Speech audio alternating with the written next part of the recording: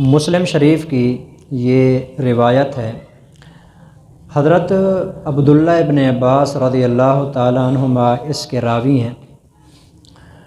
فرماتے ہیں کہ ایک مرتبہ نبی کریم صلی اللہ علیہ وسلم تشریف فرما تھے اور نبی کریم صلی اللہ علیہ وسلم کے ساتھ حضرت جبرائیل علیہ السلام بھی بیٹھے ہوئے تھے۔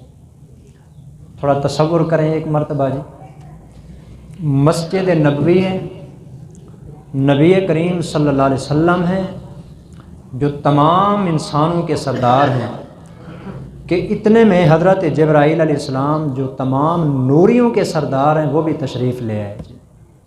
تو یہ دونوں وہاں پر موجود ہیں۔ اتنے میں حضرت جبرائیل علیہ السلام نے سمع نقیدا من فوقہ، اپنے اوپر ایک زوردار دھماکے کی آواز سنی۔ فرفع رأسہ، اپنا سر مبارک اٹھایا اور کہنے لگے ھذا باب من السماء فتح اليوم لم یفتح قط الا اليوم، یہ آسمان کا وہ دروازہ ہے جو آج پہلی مرتبہ کھلا ہے، اس سے پہلے یہ آسمان کا دروازہ کبھی کھلا ہی نہیں ہے۔ یہ خاص قسم کی کوئی وجہ ہے جس کی وجہ سے اللہ تعالیٰ نے آسمان کا یہ مخصوص دروازہ ہے، آج تک کبھی اس کو نہیں کھولا گیا، پہلی مرتبہ اس کو کھولا جا رہا ہے۔ اتنے میں حضرت جبرائیل علیہ السلام نے دیکھا فنزل منہ ملک، اس دروازے میں سے ایک فرشتہ اترا۔ جبرائیل علیہ السلام نے فرمایا ھذا ملک نزل الی الارض لم ینزل قط الا اليوم، فرماتے ہیں کہ وہاں سے ایک فرشتہ اترا۔ جبرائیل علیہ السلام نے کہا یہ فرشتہ پہلی مرتبہ زمین پہ اتر رہا ہے، اس سے پہلے بھی یہ فرشتہ کبھی زمین پر نہیں اترا۔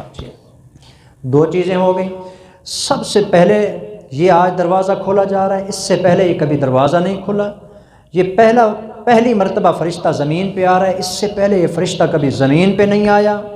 اتنے میں یہ باتیں چل رہی تھیں کہ وہ فرشتہ جو اوپر سے اترا تھا اتنے میں حضور کے پاس آ بھی گیا۔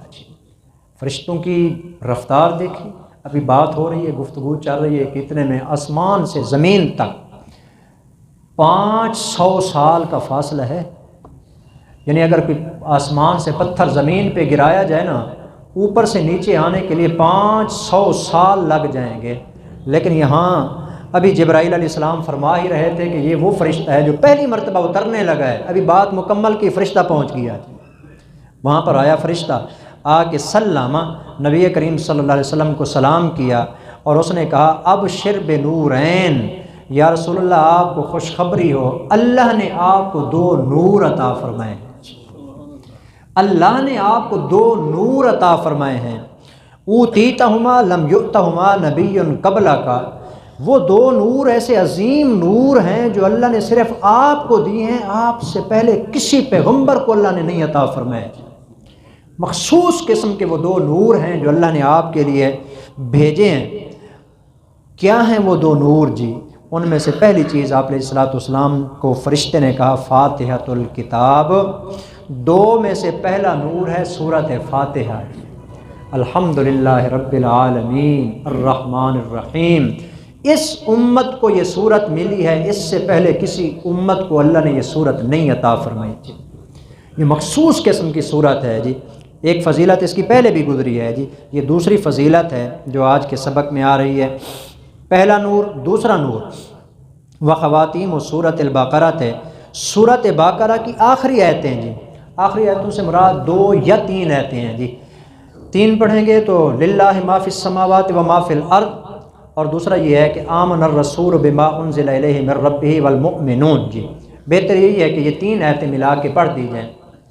یہ وہ عظیم قسم کی چند آیات ہیں جس کے بارے میں نبی کریم صلی اللہ علیہ وسلم فرماتے ہیں جبرائیل نے جس وقت اس فرشتے نے کہ مجھے یہ 2 چیزیں دیں نا، فاتحہ اور یہ آخری جو چند آیات ہیں، تو اس نے کہا کہ یہ خاص صرف آیات نہیں، یہ اللہ کی طرف سے دیا گیا آپ کو نور ہے۔ نور کا کیا مطلب ہے؟ نور کا مطلب ہے روشنی جی، نور روشنی کو کہا جاتا ہے۔ یہ دونوں چیزیں اللہ کی طرف سے وہ عظیم روشنی ہے نا، کہ ساری کائنات کی روشنی مل کے بھی سورۃ فاتحہ کی روشنی کا مقابلہ نہیں کر سکتی۔ سورۃ فاتحہ میں یہ سورۃ فاتحہ جو ہے نا یہ پورے قرآن مجید کا خلاصہ ہے۔ تمام قرآن مجید کے جو مضامین ہیں نا اللہ نے ان سب کو اکٹھا کر کے سورۃ فاتحہ کے اندر بند فرما دی ہے۔ مختلف علماء نے جو اس کی توجیحات کی ہیں کہ پورے قرآن میں کیا ہے تو لہٰذا اس کے اندر کیا ہے، تو سورۃ فاتحہ پورے قرآن کا خلاصہ بنتی ہے۔ لیکن میرا اپنا ایک انداز ہے جی قرآن مجید کو سمجھانے کا، جو دروس میں بھی ہم چلاتے ہیں، اور میں کوشش بھی کر رہا ہوں کہ یہ ساتھیوں تک یہ پیغام پہنچے اور یہ نظریہ ان تک بھی پہنچے۔ میرا اس کے بارے میں نظریہ یہ ہے کہ قرآن مجید میں کل 3 مضمون بیان ہوئے ہیں۔ قرآن مجید میں کل 3 چیزیں ہیں جو بیان کی گئی ہیں جی، مبدا، معاد اور میعاد۔ مبدا کا مطلب ہے کہ ہم آئے کہاں سے ہیں اور ہمیں اس کائنات میں لانے والا کون ہے۔ معاد کا مطلب ہے کہ ہم نے جانا کہاں ہے اور وہاں کیا ہوگا جی، اور میعاد کا مطلب ہے کہ اس آنے اور جانے کے درمیان ہم نے زندگی کس طرح گزارنی ہے، اور قرآن انہی 3 سوالوں کا جواب دیتا ہے جی۔ سورۃ فاتحہ میں الحمدللہ رب العالمین الرحمن الرحیم یہ مبدا ہے۔ مبدا کا مطلب ہے ہمیں اس کائنات میں کون لایا ہے۔ اللہ نے اپنا تعارف کروایا، تمہیں وہ ذات لئی ہے جو تمام تعریفوں کی مستحق ہے۔ الحمدللہ رب العالمین الرحمن الرحیم مالک یوم الدین یہ معاد ہے جی، قیامت کا تذکرہ ہے۔ قیامت کیا ہوگی، وہاں پر کیا ہوگا، اس کے بعد کیا ہوگا، بدلے کا دن ہوگا۔ جس نے دنیا میں جو بھی کیا قیامت والے دن اس کو اس کا پورا پورا بدلہ دیا جائے گا، اور اللہ ہی وہاں مالک ہوگا۔ کوئی سفارش نہیں، کوئی زبردستی نہیں، کوئی وہاں رشوت نہیں، کوئی زبردستی چھڑانے والا نہیں۔ وہاں حالت یہ ہے کہ پیغمبر بھی کھڑے ہیں تو ان کو بولنے کی اجازت نہیں ہے، وہ بھی اس وقت بولیں گے جب رب کی طرف سے ان کو بولنے کی اجازت ملے گی۔ مالک یوم الدین یہ معاد ہے۔ میعاد آنے اور جانے کے درمیان جو زندگی ہم نے کیسے گزارنی ہے، فرمایا ایاک نعبد و ایاک نستعین، بالکل یہی مطلب ہے جی، وما خلقت الجن والانس الا لیعبدون، میں نے جنوں اور انسانوں کو صرف اپنی عبادت کے لیے پیدا کیا ہے۔ اس کے اندر بھی انسان کی زندگی کے مقصد اور نصب العین کو بیان کیا گیا ہے۔ ایاک نعبد و ایاک نستعین، ہم تیری ہی عبادت کرتے ہیں اور تجھ ہی سے مدد مانگتے ہیں۔ یہ مقصد ہے انسان کی زندگی کا، آنے اور جانے کے درمیان اللہ کی فرما برداری کے اندر گزارنی ہے، یہ جو اللہ نے زندگی عطا فرمائی ہے۔ آگے پھر بندہ دعا مانگتا ہے، یا اللہ مبدا بھی سمجھ آ گیا، معاد بھی سمجھ آ گیا، میعاد بھی سمجھ آ گیا، اہدنا الصراط المستقیم، یہی 3 چیزوں کا سمجھ آ جانا سیدھا راستہ ہے۔ اے میرے کریم مولا تو مجھے اس راستے پہ مسلسل چلنے کی توفیق عطا فرما جی۔